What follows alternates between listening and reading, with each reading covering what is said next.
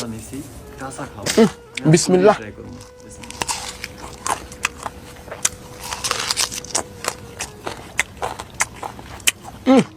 সেই স্বাদ। একটু চেষ্টা করে দেখি। আসসালামু আলাইকুম। মনিরুলের ভিডিও তো সবাই দেখছেন, আর যে কিবরিয়া শোতে সে আসছে, ভিডিও করছে এবং বলছে তার কষ্টের কথা। আমরা সবাই শুনছি যে পরিমাণ কষ্ট এই ছেলেটা করছে, এরপরে জীবন নিয়ে আর কোনো অভিযোগ নাই। এরপরে জীবন নিয়ে আর কোনো অভিযোগ থাকতেই পারে না। আলহামদুলিল্লাহ, আল্লাহ তাআলা অনেক অনেক ভালো রাখছে। সেই তুলনায় আল্লাহ তাআলা অনেক ভালো রাখছে। আলহামদুলিল্লাহ, আল্লাহর কাছে হাজারো শুকরিয়া, লাখো শুকরিয়া। কিন্তু সে যে কাঁচা শাক সবজি খাইছে, তার কি পরিমাণ কষ্ট হয়েছে, বা তার কাছে আসলে কি স্বাদ লাগতো, এই যে বলতো সেই স্বাদ, এত স্বাদ লাগে কে?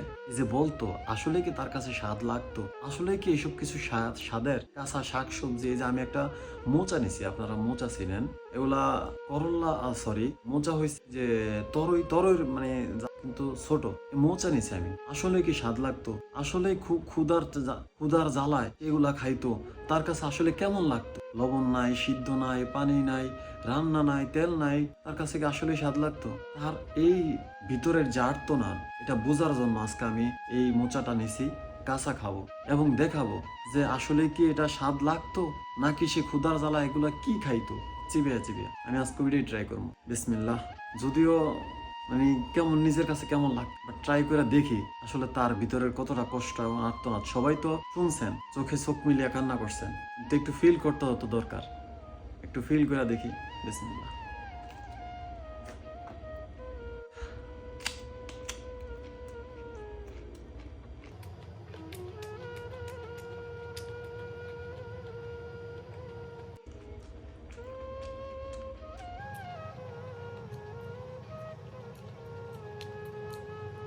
কষ্ট হয়ে গেছে, কোনো মতে এক কামড় খাইছি, কষ্ট হয়ে গেছে, আর এক কামড় একটু চেষ্টা করে দেখি।